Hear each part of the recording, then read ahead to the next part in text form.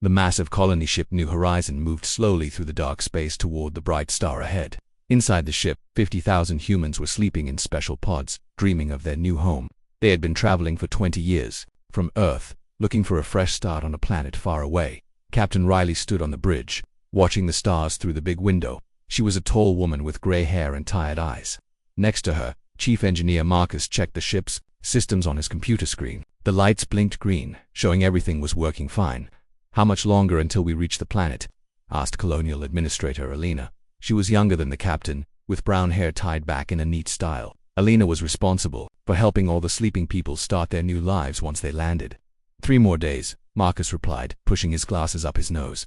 "The planet looks perfect from here. Good air, water, and land for farming." Captain Riley nodded but felt worry. Something did not feel right. In 20 years of space travel, they had not met any other intelligent life. Earth's scientists always wondered if humans were alone in the universe. Soon they would have their answer. On the second day, the ship's alarm started ringing. Marcus ran to his station and looked at the screen with wide eyes. "Captain, we have a problem. There are ships coming toward us. Big ones." Riley moved quickly to the main screen.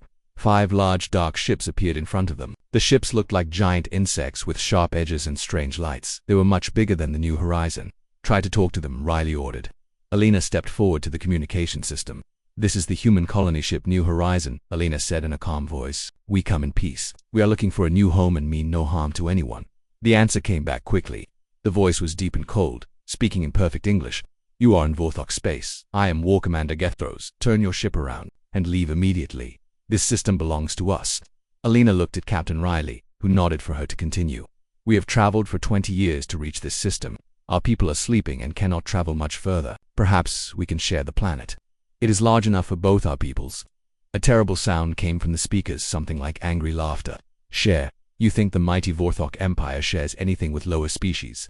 You humans are even more stupid than you look." Captain Riley stepped forward. "Commander Gethros, we do not want any trouble. We are peaceful people. Surely there is room for everyone in such a big system."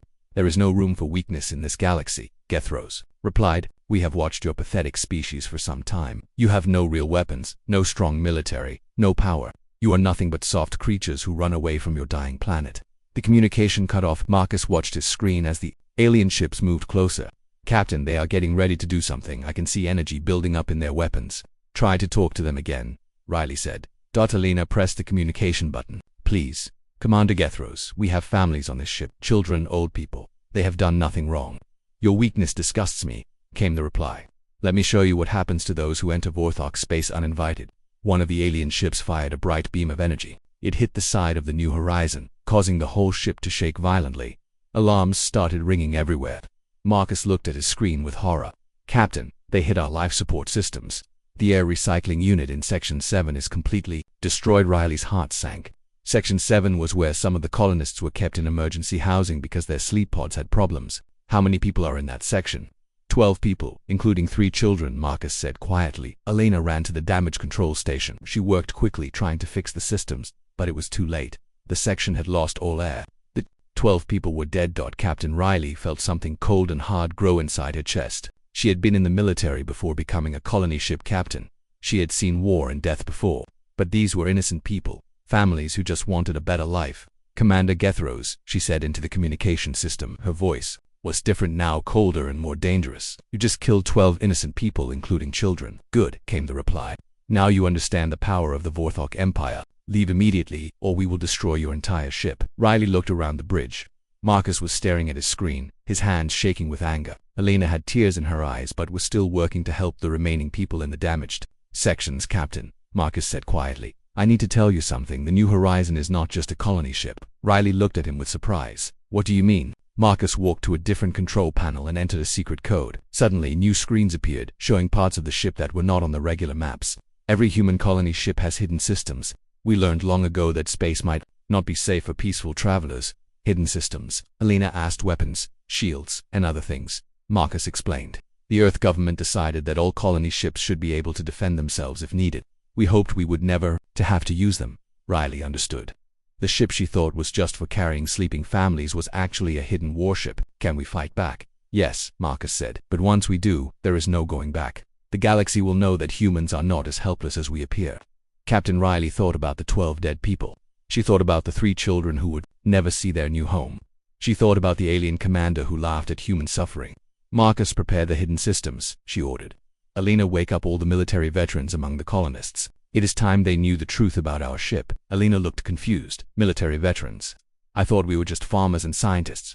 Many of our colonists used to be soldiers, Riley explained. They volunteered for this mission because they suspected we might need to fight for our new home someday. As Marcus worked on his controls, new parts of the ship came alive. Hidden weapon ports opened along the hull.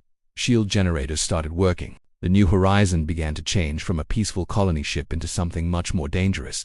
Commander Gethros, Riley said into the communication system, you wanted to see what humans do when cornered. You killed our children thinking we were weak and helpless. Now you are going to learn something about my species. What could you possibly do to threaten the mighty Vorthok? Came the mocking reply. Riley smiled, but it was not a kind smile. You are about to find out. You made one big mistake, Commander. You gave us a reason to stop pretending to be sheep. The New Horizon's engines roared to life, and the ship moved forward toward the alien vessels. The real fight was about to begin. 3 days had passed since the first attack. The New Horizon floated in space, looking damaged and helpless. But inside the ship, everything was changing. Captain Riley stood in the main meeting room, facing 200 colonists who had been woken up from their sleep pods. These were not ordinary farmers and scientists. They were former soldiers, engineers, and pilots who had volunteered for the colony mission. Their faces were hard and angry as they listened to Riley explain what had happened. The aliens killed 12 of our people, Riley said. They laughed when we asked for peace. They think we are weak and stupid. They are about to learn how wrong they are. Former Marine Sergeant Brooks stood up. He was a big man with scars on his hands from old battles. Captain, what are our orders? We fight, Riley said simply. We show these Vorthok what humans do when they hurt our families. In the ship's hidden control room, Marcus was working with Dr. Foster, the colony's lead scientist. Dr. Foster was a small woman with white hair, but her eyes were sharp and intelligent. She was not just a scientist. She used to design weapons for Earth's military. The agricultural equipment in Cargo Hold 7 is ready, Dr. Foster said with a small smile. Of course, it was never really agricultural equipment. Marcus nodded. The Vorthok think they are fighting farmers. They have no idea what is really in those cargo holds. The farming machines were actually parts for advanced weapons systems. The seeds were really small explosive devices. The fertilizer was fuel for military engines. Everything on the colony ship had 2 purposes, one peaceful, one deadly. On the bridge, Alina was working with the communication systems. She had been trained in military intelligence before becoming a colonial administrator. Her job was to listen to alien communications and learn their weaknesses.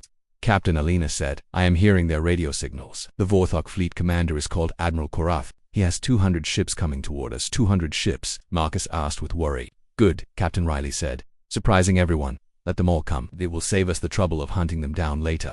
Lieutenant Commander Hayes entered the bridge.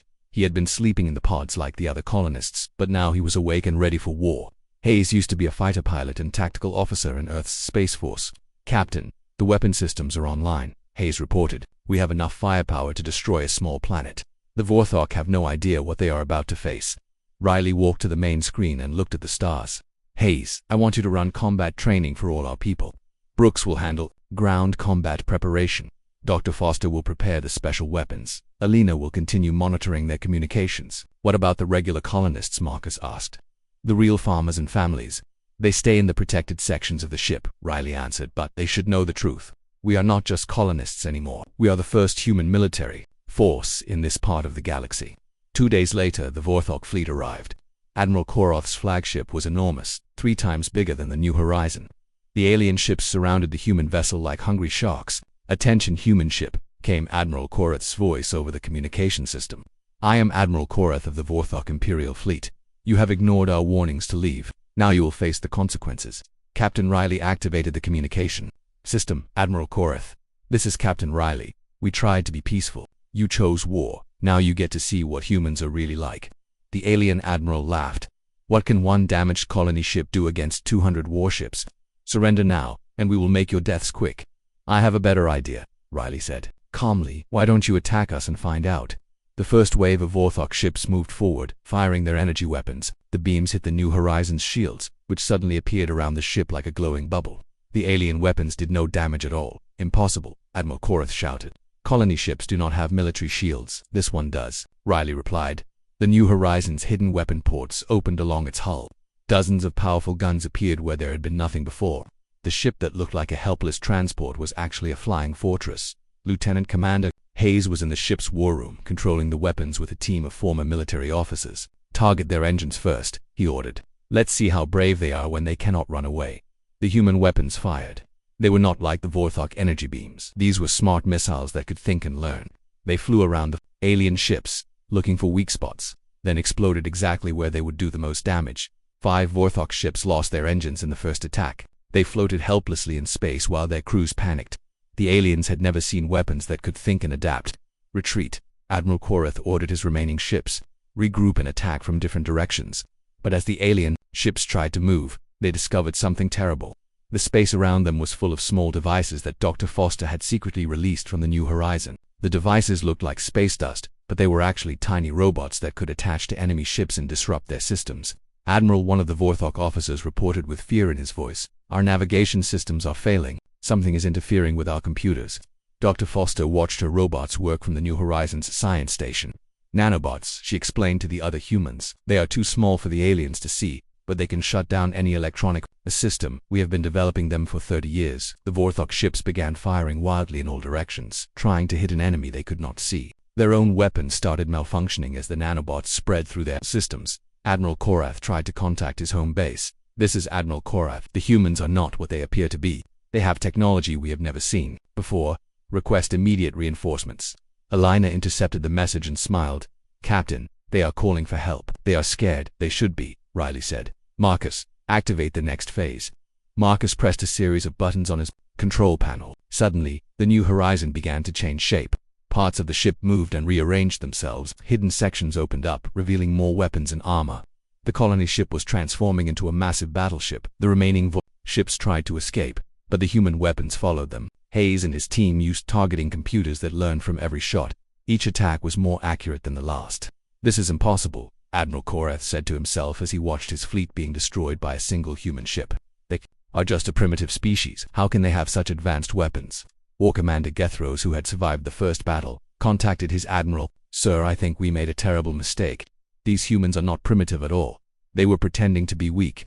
"Why would they pretend?" Admiral Korath asked. "Maybe," Gethros said slowly, "they wanted us to attack first. Maybe they needed a reason to show us their real power." On the New Horizon, Captain Riley was thinking the same thing. The human colony ships had always been designed as hidden warships. Earth's government knew that humans would eventually meet hostile aliens. They had prepared for this day for decades. The battle was almost over. Most of the Vorthok fleet was destroyed or disabled. The survivors were trying to flee in terror. "Should we let them go?" Hayes asked. Riley considered the question.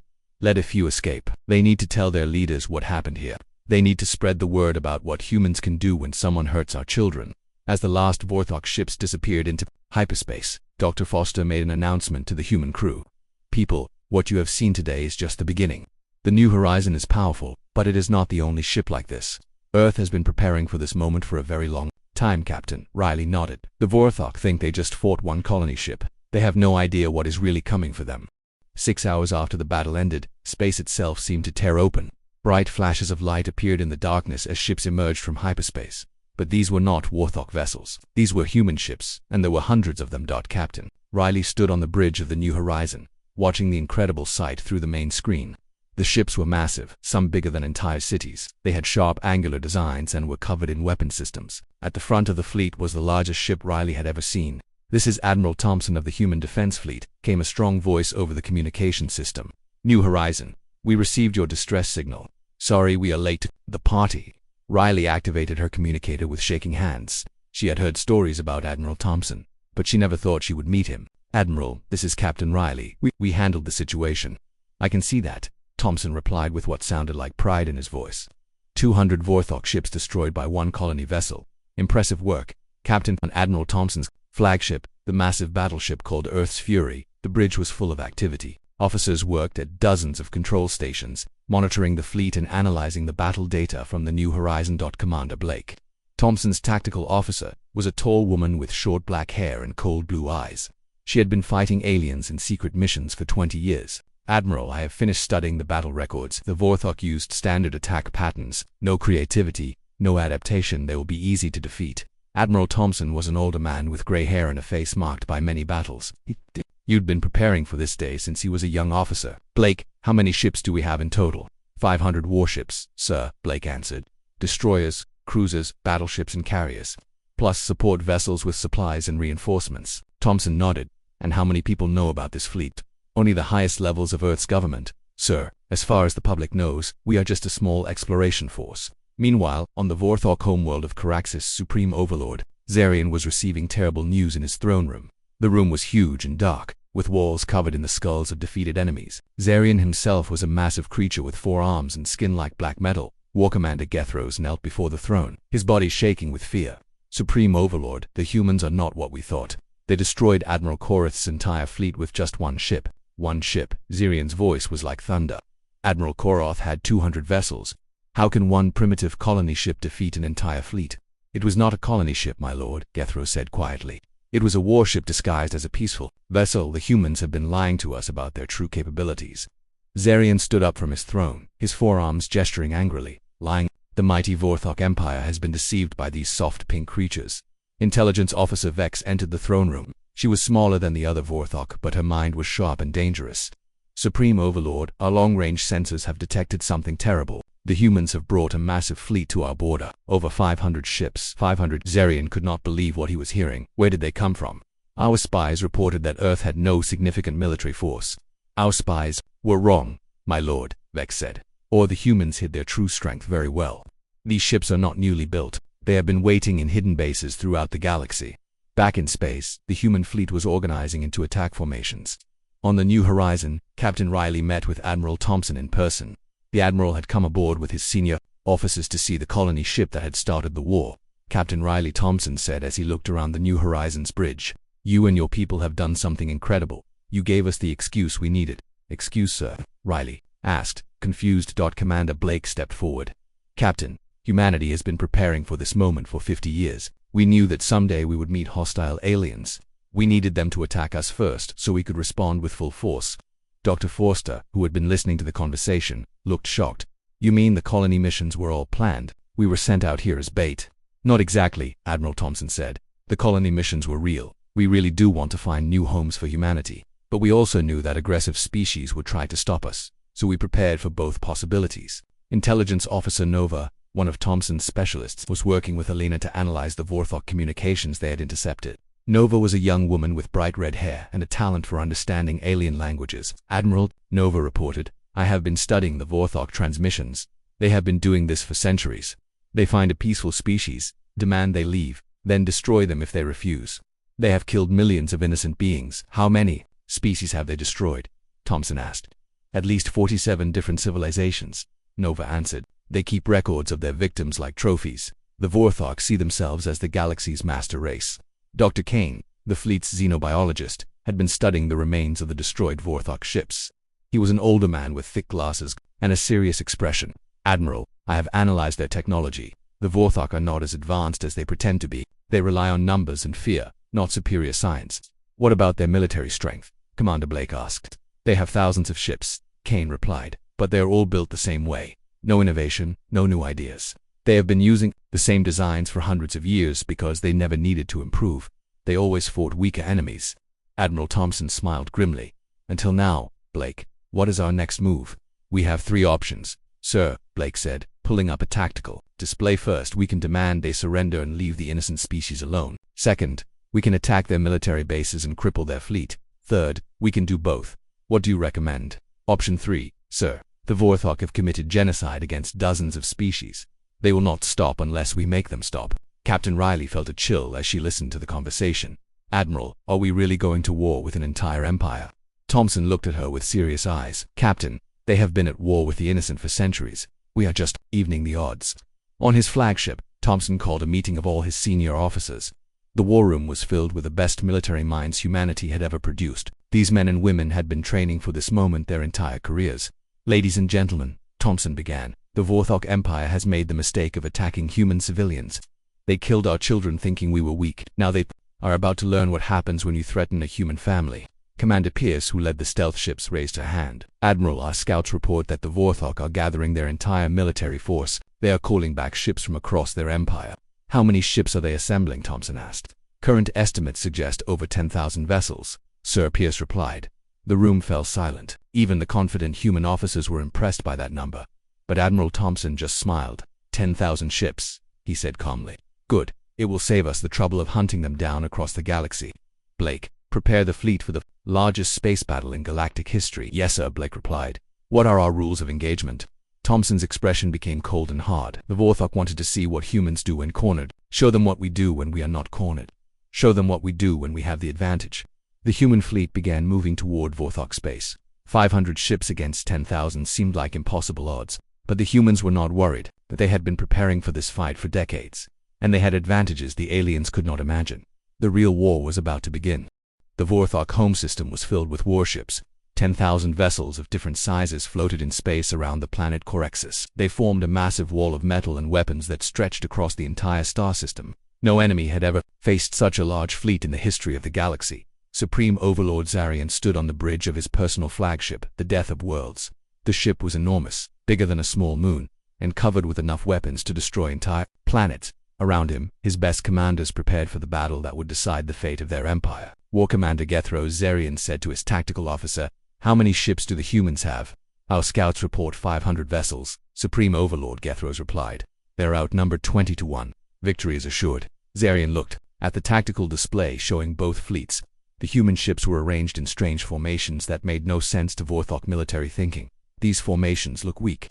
Why are they spreading their ships so far apart? Perhaps they are trying to make themselves look bigger than they are, suggested General Vrak, the Empire's most experienced warrior. Humans are known for being cowards. They are probably hoping to frighten us into retreat. Intelligence officer Vex was not so confident. She had been studying human tactics since the first battle. Supreme Overlord, I recommend caution. The humans destroyed Admiral Korith's fleet with ease. They may have weapons we do not understand. Silence, Zarian roared. 10,000 ships cannot be defeated by 500, no matter what tricks they use today. We will crush these humans and show the galaxy what happens to those who challenge the Vorthok Empire. On the other side of the system, Admiral Thompson's fleet moved into position. The human ships looked tiny compared to the massive Vorthok armada, but they moved with perfect precision. Every captain knew exactly where to go and what to do. On the bridge of Earth's Fury, Admiral Thompson watched the enemy fleet through the main screen. Commander Blake stood beside him, analyzing the Vorthok formations with her tactical computer. Admiral Blake reported, "They are using traditional battle formations. Mass attack from multiple directions. No creativity or adaptation. Just like we expected." "What about their weapons?" Thompson asked. "Standard energy beams and missile systems," replied Dr. Kane, who was monitoring the enemy ships with advanced sensors. "Powerful, but nothing we have not seen before. They rely on overwhelming firepower rather than advanced technology." Captain Morgan, who commanded the assault carriers, contacted the flagship from her ship Liberty's Edge. "Admiral, my fighters are ready for launch. Each carrier has 200 small attack ships. They are faster and smarter than anything the Vorthok have." "Excellent," Thompson replied. "Commander Pierce, what is the status of your stealth ships?" Pierce's voice came from her invisible vessel somewhere in the darkness. "We are in position, sir. The Vorthok cannot see us. We are ready to strike their command ships when you give the order." Engineering Chief Rodriguez worked frantically in the depths of Earth's Fury. His team was making final preparations to the fleet's secret weapon, an artificial intelligence system that connected all human ships together. Every vessel could share information instantly, making the entire fleet fight like one giant organism. Admiral Rodriguez reported over the communication system, "The network is online. All ships are connected. We are ready to show these aliens what coordinated warfare looks like." The battle began when Supreme Overlord Zarian gave the order to attack. "All ships advance. Crush the human fleet. Show them the power of the Vorthok Empire." The massive alien fleet moved forward like a storm of metal and fire. Thousands of ships fired their weapons at once, filling space with deadly energy beams. The attack was so powerful it could have destroyed 100 planets, but the human ships were not where the aliens expected them to be. The strange formations suddenly made sense as the human vessels moved in perfect harmony, dodging the Vorthok attacks while firing back with incredible accuracy. Commander Blake coordinated the battle. From the flagship's war room, dozens of screens showed her the position of every ship on both sides. "Target their heavy cruisers first," she ordered. "Take out their biggest guns." The human weapons were different from anything the Vorthok had seen before. Instead of simple energy beams, they fired smart missiles that could think and learn. Each missile studied the enemy's ship it was attacking, finding weak points and exploiting them. Captain Morgan's fighters launched from their carriers like swarms of angry insects. The small ships were too fast for the Vorthok weapons to hit, but their own guns could punch through alien armor with ease. They flew between the large enemy ships, causing chaos and confusion. "This is impossible," General Vrak shouted as he watched his ships being destroyed. "How can such small vessels damage our heavy battleships?" War Commander Gethros looked at his tactical display with growing horror. Sir, they are targeting our weak points with perfect accuracy. It is as if they know our ship designs better than we do. They were right. Dr. Kane had studied the captured Vorthok technology and found critical flaws in their construction. Every human weapon was programmed to exploit these weaknesses. Ships that should have taken hours to destroy were falling apart in minutes. Supreme Overlord Zarian could not believe what he was seeing. His massive fleet was being torn apart by a force 1/20th its size. How is this possible? We have the best warriors in the galaxy, Supreme Overlord Intelligence Officer Vex said quietly. I think the humans are using some kind of network system. Their ships are fighting together like one mind. They share information instantly and adapt to our tactics in real time. She was exactly right. The human AI network was learning from every attack, every defense, every movement the Vorthok made. Each lesson was shared immediately with every human ship, making the entire fleet smarter with each passing moment. Commander Pierce's stealth ships struck without warning. The invisible vessels appeared next to important Vorthok command ships and fired powerful weapons at point-blank range. Within minutes, the alien fleet lost most of its senior officers and communication systems. We have lost contact with Fleet Divisions 7 through 12, reported a panicked Vorthok officer. The humans are attacking our command structure. Admiral Thompson watched the battle with satisfaction. Blake, initiate Phase 2. Yes, sir, Blake replied. She activated a new set of controls and the human fleet changed tactics completely. Instead of defensive formations, they formed into attack groups that cut through the Vorthok lines like knives through paper. Engineering. Chief Rodriguez had prepared special weapons for this moment. Admiral, the heavy missiles are ready. Each one can destroy a dozen enemy ships. Fire at will, Thompson ordered. The heavy missiles were works of art. They were larger than small spacecraft and filled with advanced technology. When they exploded, they created chain reactions that spread from ship to ship, destroying entire enemy squadrons. Supreme Overlord Zarian's flagship shook as explosions erupted all around it. Half of his fleet was already destroyed, and the rest were trying to retreat. This cannot be happening. We are the Vorthok Empire. We are the masters of the galaxy. Supreme Overlord, War Commander Gethros said with defeat in his voice. We must retreat. If we stay, the entire fleet will be destroyed. Never, Zarian screamed. We do not retreat. We do not surrender. But his remaining ships were already fleeing. The proud Vorthok warriors who had conquered dozens of species were running in terror from 500 human vessels. Admiral Thompson contacted the fleeing Vorthok flagship. Supreme Overlord Zarian, this is Admiral Thompson. Your fleet is defeated. Surrender now, and we will show mercy. What are you? Zarian asked, his voice full of fear and confusion. What kind of species can do this? Thompson's reply was calm and cold. We are humans. We are the species that fights back when bullies attack innocent people. Your empire has committed genocide. For centuries today, that ends.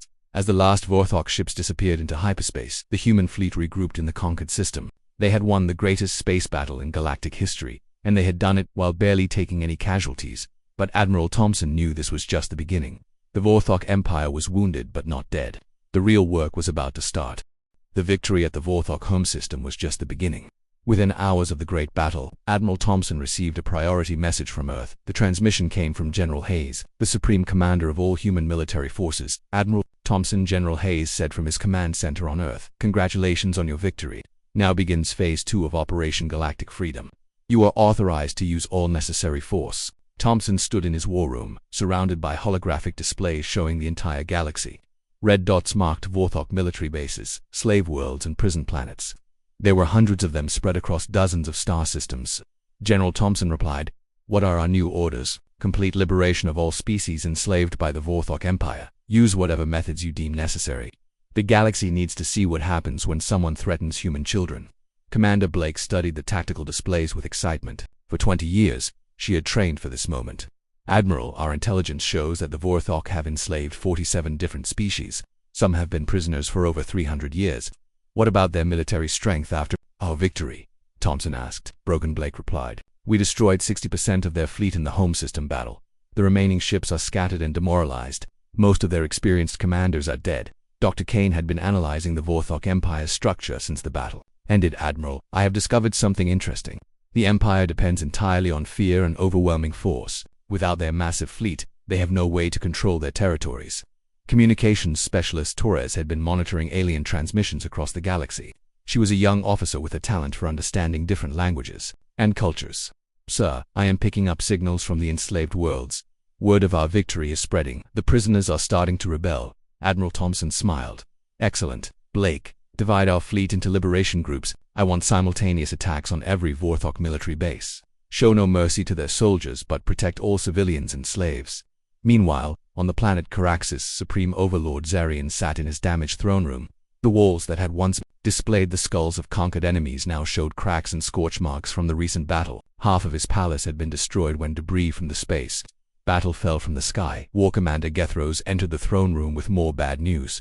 Supreme Overlord, we have lost contact with 12 slave worlds. The prisoners are revolting everywhere.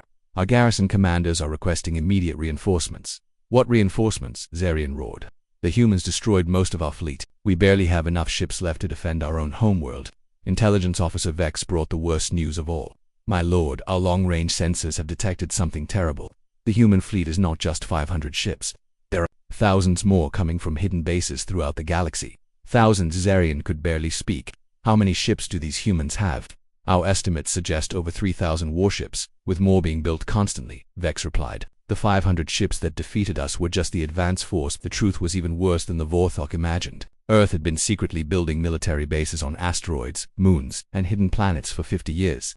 Every human colony had concealed weapons, factories, and shipyards. The galaxy was full of human military power that no one suspected existed. Captain Riley, now commanding a liberation fleet of 50 ships, approached the slave world of Tertius Prime. The planet had been home to a peaceful species called the Malari before the Vorthok conquered them 200 years ago. Now it was a prison world where millions of aliens worked in terrible conditions. Captain, reported Lieutenant Hayes, we are detecting massive slave camps on the surface. Over 2 million prisoners from a dozen different species. Riley felt anger burning in her chest. The Vorthok had turned an entire planet into a concentration camp. How many Vorthok soldiers are guarding them? Approximately 10,000 troops, plus orbital defense platforms, Hayes answered. Destroy the defense platforms first, Riley ordered. Then land our marines. I want every slave freed and every Vorthok soldier captured for war crimes trials. The battle for Tertius Prime lasted only 3 hours. The human ships easily destroyed the orbital defenses, while Marine Colonel Brooks led the ground assault. His soldiers had been trained specifically for liberation missions. They knew how to fight in ways that protected civilians while eliminating enemy forces. This is Colonel Brooks to all Vorthok forces on Tertius Prime, he announced over the planet's communication system. You are surrounded and outnumbered. Surrender immediately, or face the consequences. The Vorthok garrison commander, General SHS, refused to surrender. We are the master race. We do not bow to inferior species. Wrong answer, Brooks replied. The human marines used weapons that could stun enemies without killing them, capture soldiers without harming nearby civilians, and break through any defense without destroying important buildings. They had spent decades learning how to fight liberation wars. Within hours, every Vorthok soldier on the planet was captured. The slave camps were opened, and millions of prisoners saw sunlight for the first time in years. The grateful aliens could hardly believe their rescuers were real. Similar battles were happening on dozens of worlds simultaneously. Admiral Thompson had divided his forces into specialized liberation fleets, each one designed for specific types of missions. Some freed industrial slave worlds, others rescued prison planets, and still others captured important Vorthok leaders for trial. Dr. Foster, working with a team of scientists, had developed special weapons for each type of mission. They had stun weapons for capturing enemies alive, healing devices for treating freed slaves, and communication systems that could translate between hundreds of different alien languages on Earth. General Hayes coordinated the massive operation. From his command center, hundreds of officers worked around the clock, managing supply lines, troop movements, and diplomatic contacts with the freed species. Status report, General Hayes ordered. 37 slave worlds have been liberated, reported his aide. Over 50 million prisoners freed. Vorthok military resistance is collapsing everywhere. What about their leadership? Supreme Overlord Zarian and his top commanders are trapped on their homeworld. They have no fleet, no allies, and no way to escape. General Hayes nodded with satisfaction.